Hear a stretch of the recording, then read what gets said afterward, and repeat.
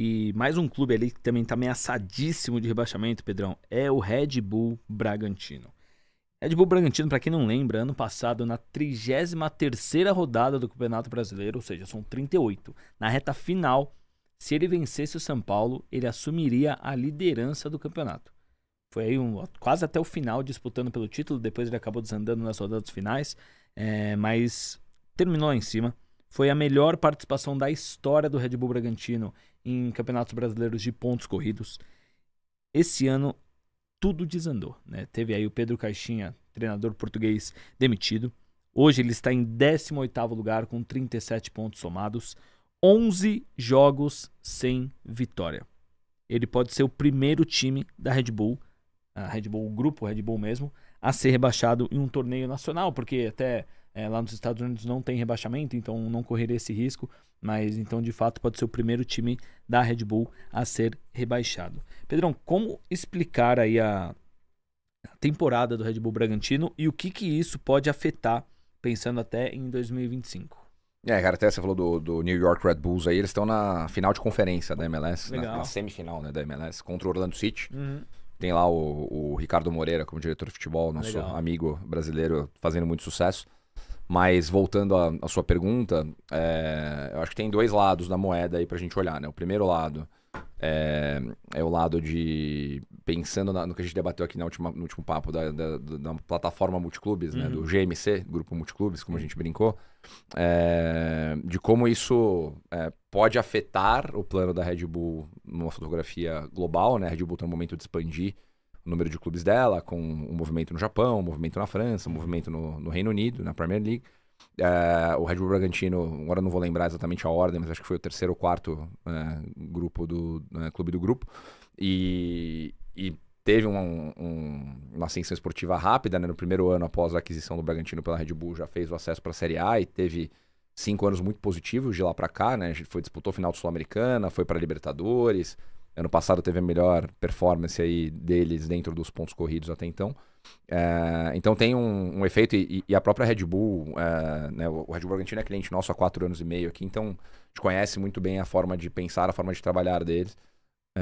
E aí não cheguei a falar sobre isso com ninguém lá, mas o próprio fato da Red Bull trazer o Klopp como um diretor global de futebol, aí a minha opinião, acho que tem muito a ver com a Red Bull olhando para o que ela quer para o futuro da plataforma multiclubes dela. Então, eu tenho 8 clubes em diferentes regiões, a gente falou muito disso no último papo aqui, da complexidade de você lidar com culturas diferentes, ambientes diferentes, entender qual que é o papel de cada clube dentro da estrutura multiclube. Acho que a chegada do Klopp tem muito a ver com isso, e eu acho que, e eu tô falando isso tudo, né, fazendo esse preâmbulo aqui, porque se a gente pegar a fotografia desses quase 6 anos aí da Red Bull à frente do Bragantino, é uma fotografia de sucesso.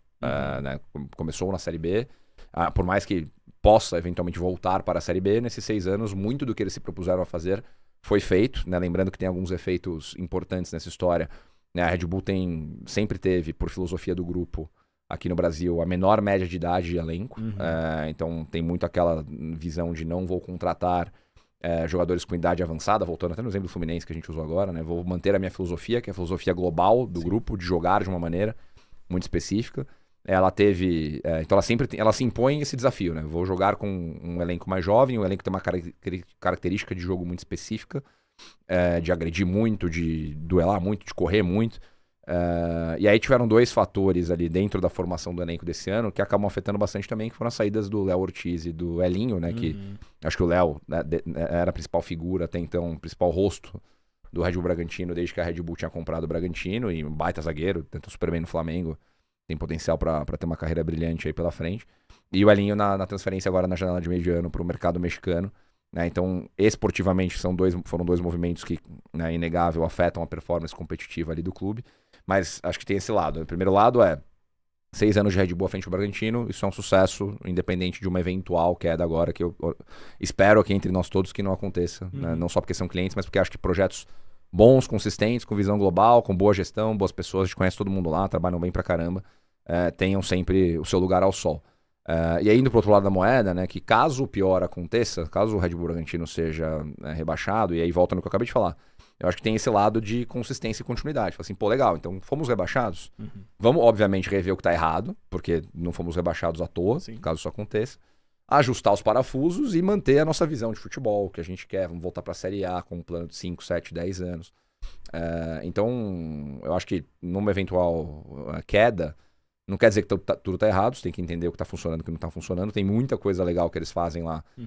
E aí acabaram, né, nesse ano de mudar para um novo centro de treinamento. Sim. Eu tive lá recentemente, a infraestrutura é surreal, né, em termos de capacidade para formar atleta, para dar insumos para o elenco profissional trabalhar, futebol masculino, feminino. Então, a partir do momento que o clube tem essa plataforma, acho que no médio e longo prazo, naturalmente, ele vai chegar num patamar de consistência e consolidação ali de um Leipzig na Alemanha, que está sempre no top 5, que continua sempre acessando competições europeias lá, e acho que eles têm tudo para replicar isso aqui, mas de fato, nesses 6 anos aí é o ano, o outlier, né? O ano que dá para falar que fugiu do padrão que a Red Bull vem entregando dentro da performance do Red Bull Bragantino. Mas, de novo, eu acho que é uma eventualidade, vejo por tudo que eu conheço do projeto ali como um projeto extremamente bem sucedido e vencedor.